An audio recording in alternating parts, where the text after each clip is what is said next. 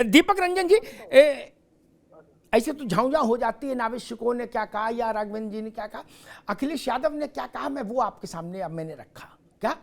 और उन्होंने दूसरे एक जगह इंटरव्यू में ये कहा, अखिलेश जी ने, भारतीय जनता पार्टी से लड़ना है तो इस ढंग से लड़ाई नहीं हो पाएगी, इंडिया गठबंधन को बहुत फास्ट होना पड़ेगा, क्योंकि भारतीय जनता पार्टी एक्सपर्ट है इलेक्शन मैनेजमेंट में। ठीक। और दूसरा वक्तव्य उनका यह था कि कई राज्यों में भाजपा ने ऐसा ऐसा काम किया है कि उसका वोट शेयर 60% को क्रॉस कर गया, यह अखिलेश यादव ने कहा। अब उनसे बड़ा नेता तो सपा में कोई है नहीं, देश में कोई नहीं है।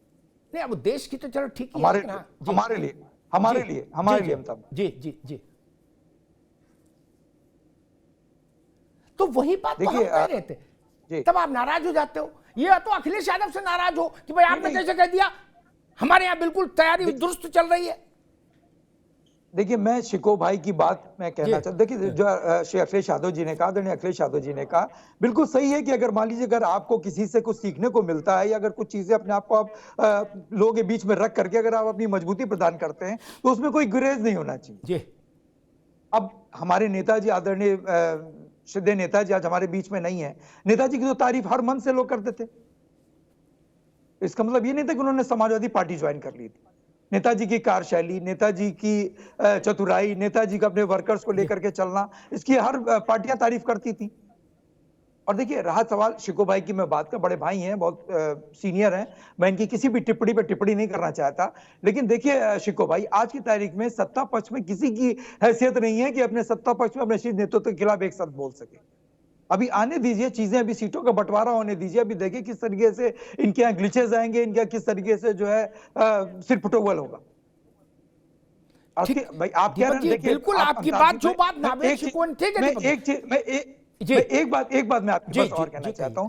देखिए, पार्टियां चाहे छोटी हो, चाहे 2 सांसद की हो या एक भी सांसद नहीं हो या एक भी विधायक, ऐसे बहुत से घटक दल जो है इनके वहां भी है, ऐसे बहुत से घटक दल मेरे यहाँ भी, लेकिन हर पार्टी की अपनी एक स्ट्रेटजी होती है, हर पार्टी का अपना एक एजेंडा होता है। और देखिए, चिराग पासवान जी की पार्टी को अगर आपको छोटी लगती है, संजय निषाद जी की पार्टी आपको छोटी लगती है, आप तो बरगद का पेड़ हो, आप तो अपने नीचे किसी को बढ़ने नहीं देते हो, तो आप हटा के निकाल के बाहर फेंको ना उनको। ठीक, आप हटा दीजिए उनको, अगर आपको लगता है छोटी पार्टी है। और अमिताभ भाई, आपने बहुत बड़ा विवाद खड़ा कर दिया, आपने कहा कि 500 सीटों पर अकेले भारतीय जनता पार्टी लड़ेगी, तो इतने 38 घटक दल बना रखे 40 सीटों में क्या करेंगे सब। जी ठीक है। ये सवाल आपका तब जायज होता अगर आपने 19 में ये सवाल उठाया होता कि 450 आप अकेले क्यों लड़ोगे, लड़े। 303 जी, अरे रुको भाई, 303 जीत के आए, 543 पर लड़ जाए भैया, मतलब है 303 जीत के आए, ये तो देखो। हमसे क्या मतलब है, ये लड़े ना।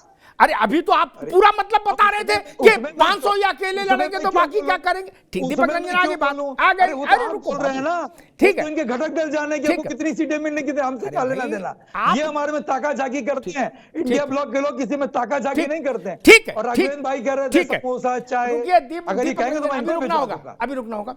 राघवेंद्र भाई को भी समोसा चाय भिजवाऊंगा, आज ही भिजवाऊंगा। भाई अरे रुक जा भाई, आप रुक जाओ कि फला पार्टी को छोटा बता दिया, ढिका को बड़ा बता दिया। अब छोटे बड़े की बहस में नहीं पढ़ना चाहता, मेरे तो सभी मित्र हैं सारी पार्टियों जो चला रहे हैं, लेकिन एक बात कह दूं, चुनाव में आपने केशव देव को साथ रखा, नावेद बाबू, चुनाव बाद केशव देव से वो फॉर्च्यूनर खिंचवा ली क्या? छोटे थे इसीलिए ना। ये सवाल के जवाब अब वो फिर नहीं, आप जवाब नहीं, आपने कहा इसलिए मैंने कह दिया छोटा बड़ा। ठीक, मसला ये नहीं है, मैं इतना बड़ा हिपोक्रेट नहीं हूं, माफ करिए, अच्छा लगे तो भली भला, बुरा लगे तो पानी पियो। मैं इतना पाखंडी नहीं हूं कि मैं ये कह दूं कि भाजपा और निषाद पार्टी बराबर, कांग्रेस और पीस पार्टी बराबर। मैं इतना बड़ा ना मूर्ख हूं और ना पाखंडी हूं, क्षमा करिएगा। जो कह सकते हैं उनको मेरा दंडवत प्रणाम, मैं नहीं कह सकता। आपको अच्छा लगे, बुरा लगे, कुछ लगे, ये तो मैंने कहा, मैंने आपको कहा, इसलिए मैं इस बहस में नहीं पढ़ना चाहता। मैं हर पार्टी की उसकी जो रियल ब्रांड वैल्यू है इलेक्शन से आती है समझ में, और किससे आएगी? थर्मामीटर तो इलेक्शन ही है। पार्टी तो आयूब साहब की भी है, पीस पार्टी, उनका भी अपना दफ्तर है, लेटर हेड है, मोहर है, महानदल भी है, केशव देव वाला, कृष्णा पटेल जी भी हैं। लेकिन अगर आप मुझसे यह कहलाना चाहे कि कृष्णा पटेल और मल्लिकार्जुन खड़गे की पार्टी बराबर है, तो मैं ये नहीं बोल सकता भाई ना। कृष्णा जी से मेरा संबंध है, फिर भी मैं ये नहीं बोलूंगा। ये दीपक रंजन बोल सकते हैं, तमजीद अहमद बोल सकते हैं, हम नहीं बोल सकते। आपने मेरी बात को ट्विस्ट कर ये दिया। सब बातें नहीं। अब कल को कोई हमसे ये कहेगा कि मुलायम सिंह यादव और ओम प्रकाश राजभर ये भी नेता वो भी नेता, ऐसा नहीं होता बाबू। हर आदमी सिनेमा में काम करने वाला अमिताभ बच्चन हो जाएगा? बोले वो भी तो एक्स्ट्राज में रहते थे, जब सावन का गीत बजता था तो वो भी ताली बजाते थे, उनको आपने छोटा कह दिया ना। ये हमारे ऊपर ये ट्रैप ना चलाओ, मैं तो कह सकता हूं। ठीक, आप कह सकते हैं ना, आप कहिए। मैं कह सकता हूं मित्र, अमिताभ बच्चन है, पेंटल है, मुकरी है, चंकी पांडे, सबको एक सावधानी बराबर कर देंगे। फिर तो आप कहोगे जवाहरलाल नेहरू और देवेगौड़ा बराबर है। बोले ये भी पीएम रहे, वो भी पीएम रहे। देवेगौड़ा जी का सम्मान है, लेकिन नेहरू है मित्र। इस बात का अंदाज जरूर रखिए, नहीं तो फिर भेड़िया धसान हो जाएगा, ऐसा नहीं चलता। अहमद साहब, एक आपने कहा कि इस बात को नजरअंदाज किया जा रहा है कि जो यात्रा चल रही है, न्याय यात्रा, उसको भारत जोड़ो यात्रा जहां जहां से गुजरी, वहां के बाद जो चुनाव हुए और जो परिणाम आए, उनका एक तुलनात्मक विश्लेषण किसी ने किया था, मैंने सोशल मीडिया पर देखा था। क्या कि जहां जहां से यात्रा गुजरी वहां क्या परिणाम आया चुनाव में? बहुत अच्छे परिणाम नहीं थे मित्र। मध्य प्रदेश में, राजस्थान में, छत्तीसगढ़ में परिणाम अच्छे नहीं आए जहां राहुल जी की यात्रा गुजरी थी। अहमद साहब, देखिए अमिताभ जी, ठीक है, नतीजे कुछ भी हो, हम लोग नतीजों की परवाह किए बिना काम करते हैं। हमें परवाह नहीं कि नतीजे क्या आ रहे हैं। ठीक है, हो सकता है कि हम उतनी सीट नहीं जीत पाए जितना हमें जीतनी चाहिए, लेकिन हम इस चीज को भी इग्नोर नहीं कर सकते कि हमें 5 करोड़ वोट मिला है। इस चीज को भी आप नजरअंदाज नहीं कर सकते कि 5 करोड़ वोट राहुल गांधी की यात्रा के बाद कांग्रेस पार्टी को मिला है। निश्चित रूप से यात्राओं का कोई, अगर इतिहास में भी देखे जाए अमिताभ जी, तो यात्राओं का बेहद इम्पैक्ट रहा है। हमेशा हिंदुस्तान में जितनी भी यात्राएं नहीं है वो बहुत सफल यात्राएं रही है और बहुत ही जबरदस्त तरीके से उसका रिस्पॉन्स आया है, भले ही थोड़ा इसमें टाइम लग जाए। अच्छा, मैं आता हूँ नावेश टिकोट आपकी बात से आता हूँ। जिनमें कह रहे थे कि हम लोगों को सुनाई नहीं पड़ रहा है कि कोई परेशानी है एनडीए गठबंधन की। निश्चित रूप से एनडीए का गठबंधन इतना इंटैक्ट है और भारतीय जनता पार्टी का इतना जबरदस्त मैनेजमेंट है कि नावेश टिकोट जी को भी महिमा मंडन करने में मजबूर कर रहा है। 3 घटक दल में आपको गिरा रहा हूं। एआईएडीएमके छोड़ के गई, क्या वो आपको आवाज सुनाई नहीं पड़ी नावेश टिकोट जी? पंजाब में इनकी सबसे बड़ी घटक दल अकाली दल छोड़ के गई, वो आवाज आपको सुनाई नहीं पड़ी है? उनकी महबूब पार्टी महबूबा मुफ्ती पीडीपी उनको छोड़ के गई, वो आवाज आपके कान में नहीं गई है? तो बेहद कड़े सवाल आपके ऊपर खड़े हो जाते हैं नावेश टिकोट जी, जब आप ये कहते हैं कि वहां कोई बात ही नहीं है। इसका मतलब या तो वो आवाज आपको सुनाई नहीं पड़ रही, या तो आवाजों को आप सुनना नहीं चाहते। और अगर सुनना नहीं चाह रहे हैं तो फिर आप विश्लेषण नहीं कर रहे, फिर आप बिल्कुल सही कह रहे हैं कि भारतीय जनता पार्टी का मैनेजमेंट इतना बढ़िया है कि आपको भी महिमा मंडन करने में मजबूर कर रहे हैं। आपकी बात कर रहे हैं, आज की बात में आज चर्चा होगी, बरसात में बारिश हुई थी, हम कैसे जाने में उसका जिक्र करें? अब मैंने आपको अगला हिसाब दिया है, आप उसको देखें। बरसों पुरानी बात को कह रहे हो, अभी चर्चा करो। ये कोई बात नहीं हुई कि हम बात करेंगे गर्मी में, वो बहुत तेज सूरज निकला था, मुझे गर्मी लग रही है। दीजिए भाई नावेश जी, ये नहीं चलेगा, देखिए ये नहीं चलेगा। नावेश जी, मैं आपकी बात से सहमत हूँ, भारतीय जनता पार्टी बहुत जबरदस्त उनका मैनेजमेंट है कि आप उस चीज को डिफेंड करना पड़ेगा आपको। भारतीय जनता मेरी बात से सहमत हो, अखिलेश यादव की बात से सहमत हो, आपको उनके साथ चुनाव लड़ना उत्तर प्रदेश में, वो जो कह रहे हैं उसको तो सुनो।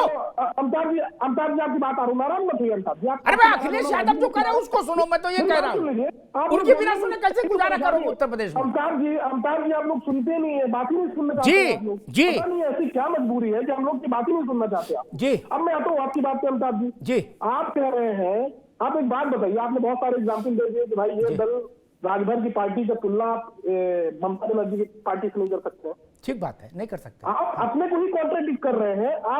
आप बताइए, केजरीवाल में आम आदमी पार्टी में केजरीवाल जी का बयान बड़ा माना जाएगा या भगवंत मान का बयान बड़ा माना जाएगा? आपका पूरा शो भगवान मान के बयान पे आधारित है। आपने ये बताना भी जहमत नहीं समझा कि केजरीवाल ने अभी 3 दिन पहले कहा था कि जितने भी सीट हमको मिलेगी इंडियन घटक दल में उतना हम लड़ने को तैयार है।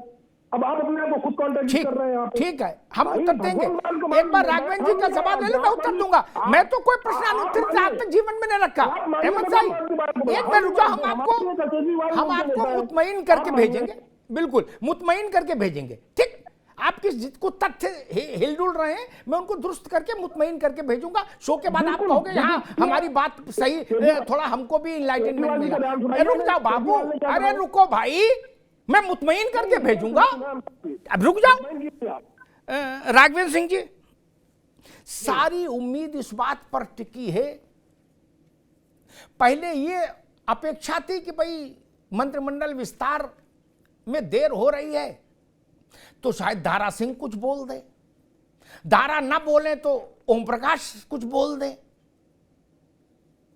मंत्रिमंडल विस्तार भी नहीं हो रहा, वो बोल भी नहीं रहे, फिर भी उम्मीद पर दुनिया कायम है। तो आपके विपक्षी ये कह रहे हैं कि अभी 10-15 दिन और रुक जाओ, सीटें फाइनल होने दो, उसके बाद असली मौसम समझ में आएगा एनडीए के अंदर जो है। राघवेंद्र जी, क्या है असली मौसम? देखिए जी, हमें लग रहा है ये लोग अब 2029 की तैयारी कर रहे हैं। ईमानदारी की बात तो ये 2024 का लोकसभा का चुनाव इनके हाथ से निकल गया है जी। अब ये आए मास आए, कुछ भी बोले सही, कुछ भी बोले, भाई देश की जनता ने इनको अस्वीकार कर दिया है, ये बात इनको माननी चाहिए। उत्तर प्रदेश की जनता ने इनको हाशिए पर लाके खड़ा कर दिया, ये बात इनको जानना चाहिए। आज की तारीख में उत्तर प्रदेश में सबसे ज्यादा लोकप्रिय नेता माननीय योगी आदित्यनाथ जी और देश के सबसे ज्यादा लोकप्रिय नेता प्रधानमंत्री नरेंद्र मोदी जी, ये बात इनको स्वीकार करनी चाहिए। अगर ये बात नहीं स्वीकार कर रहे हैं तो ये लोग क्या इनके बारे में हम कहें। मुझे याद है अभी ये इंडी गठबंधन जो इनको हुआ था, अभी 1 महीने पहले जो ये 5 राज्यों का चुनाव था, बहुत सुनहरा मौका था। कांग्रेस के अलावा खोने के लिए किसी के पास कुछ नहीं था, सब लोग एक मंच पे आ जाते, कांग्रेस के पक्ष में खड़े हो जाते, भाई जय जय हो जाती कांग्रेस की। लेकिन हुआ क्या दुर्गति हुई, चालू पार्टी, मरा हुआ सांप, चिरकुट और ना जाने किन किन आभूषणों से नवाजा गया।